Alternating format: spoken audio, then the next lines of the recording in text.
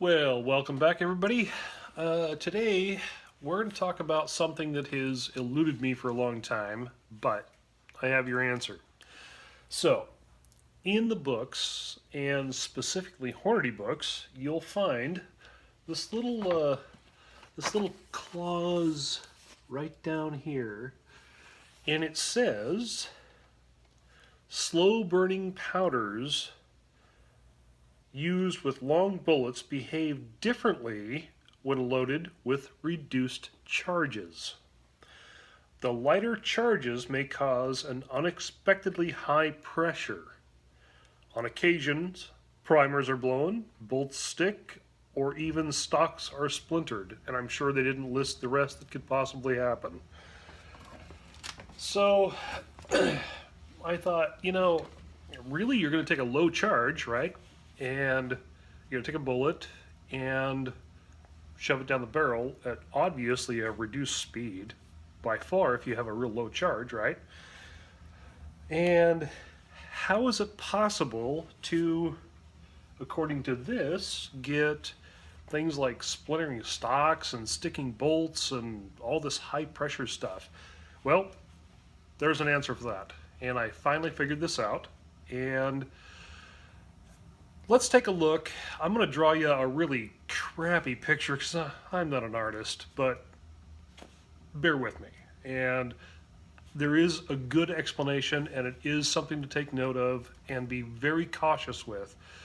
Um, I haven't done this myself, but I can see how the mentality of I want to be safe, I want to start with a real low charge, and make sure my gun doesn't blow up, when actually you could be doing just the opposite. By doing a low charge, you could actually blow your gun up. It sounds a little weird, I get it, it was weird to me, but let's take a look. I'm going to draw you a really crappy picture, but I think by the end of this little short video you're going to understand. So I'm going to get over here to my little whiteboard and have a heyday. So let's take a look. Okay, here is my awesome picture. This is amazing, right? Well, here is the kind of obvious case: the primer, the flash hole, the bullet. We're going to call this the rifling in here, the barrel, basically. Um, okay, it's a bad picture, I get it, but the idea that we're presenting here is very, very valid, so pay attention. If you have a low charge, when you lay the bullet horizontal, right? Not up and down, not vertical, but horizontal. With a low charge, let's assume that this squiggly awesome line that I drew is the powder. So in here is the powder. We're just going to put a P in there for the powder. When you strike the primer and the primer ignites, you get a flame. The flame can actually dislodge the bullet from the neck and jam it into your rifling over here. Okay? When you jam the bullet into the rifling, you have essentially plugged the barrel. Okay, now, with a plugged barrel, you still have powder over here that has to ignite.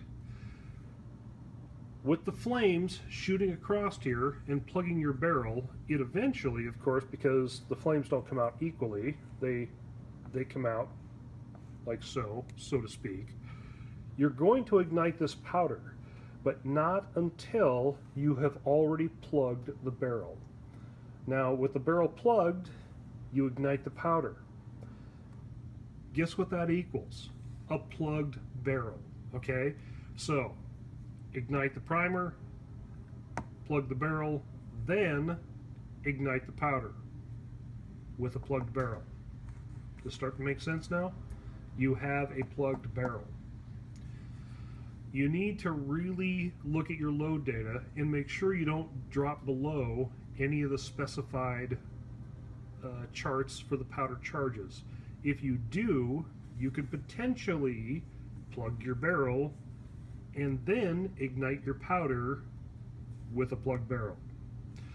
So I would recommend no more than 10% below max charge. This ensures a little bit of safety. It's not max charge, but it's not the bottom charge. It's usually the 10% will fall somewhere kind of in the middle, depending on what powder you're shooting. But nonetheless, it's kind of that middle of the road. So you're not killing yourself here, and you're not killing yourself here. You're not killing yourself by going over the max charge, right?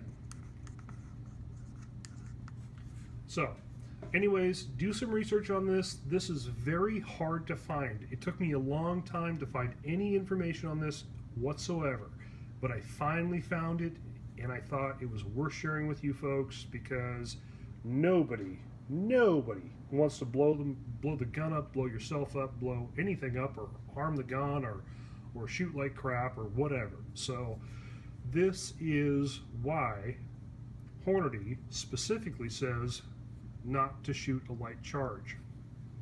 This is why. And I don't think that, actually I know for a fact, there are some powders, like spherical powder and stuff, that are much, they have a much tighter compactability because the way they're designed.